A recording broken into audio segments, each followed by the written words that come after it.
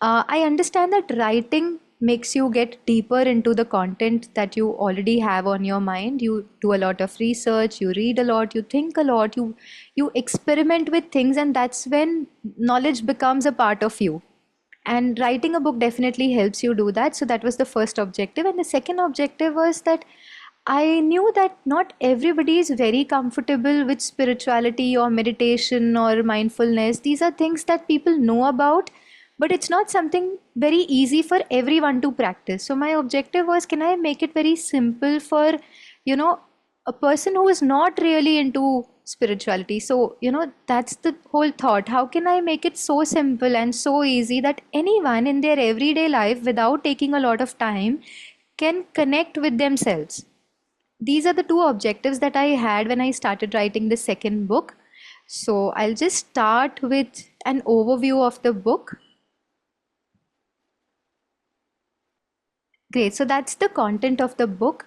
We start with redefining consciousness and what really consciousness is. So our mind is so fragmented in different things at a time. So while I'm listening to this session, there could be something that I may be thinking about, or something which is happening at the background and my mind is distracted there, or some meeting, some conversation, some situation that may still be on my mind. So our consciousness, our awareness is so fragmented in different things.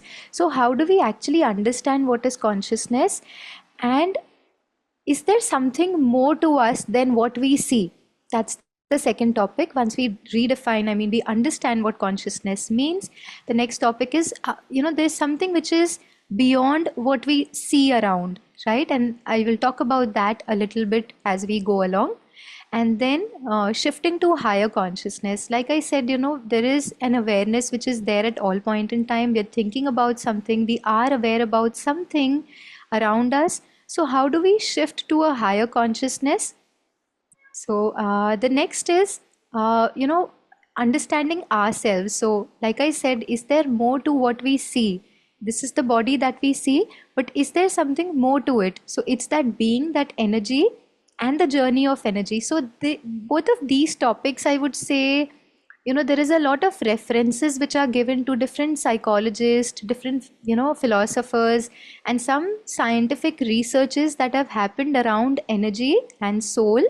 They are kind of mentioned here because I think not everybody believes in soul and this journey of soul. So there are a lot of researches where psychologists have done some past life regression, or some researches that have happened with different groups. So those kind of researches are mentioned here, saying that there is something which is permanent.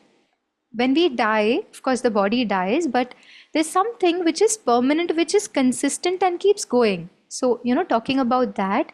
And then once we know ourselves and our higher selves, the next is the source energy. The source energy, what I mean here is, some people call it as universe, some people call it as supreme.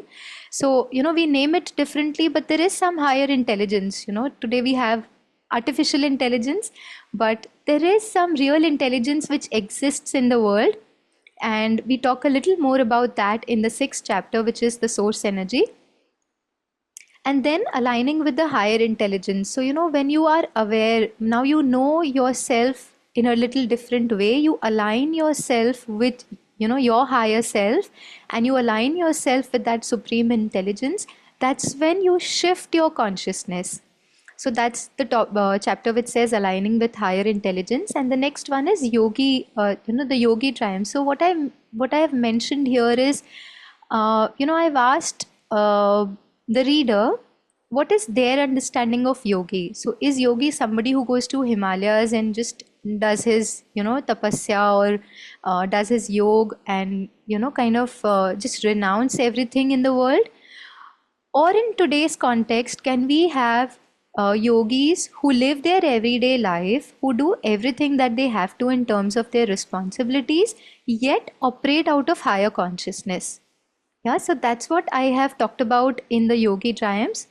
And I think one of the most important topics, in the book is ninth chapter, which is manifestation with higher consciousness.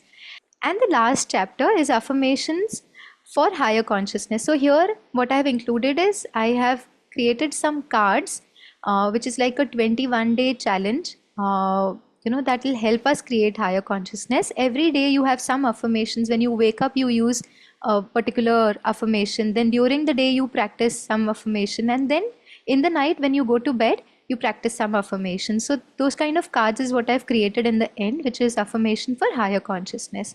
So that's how the entire book is, structured.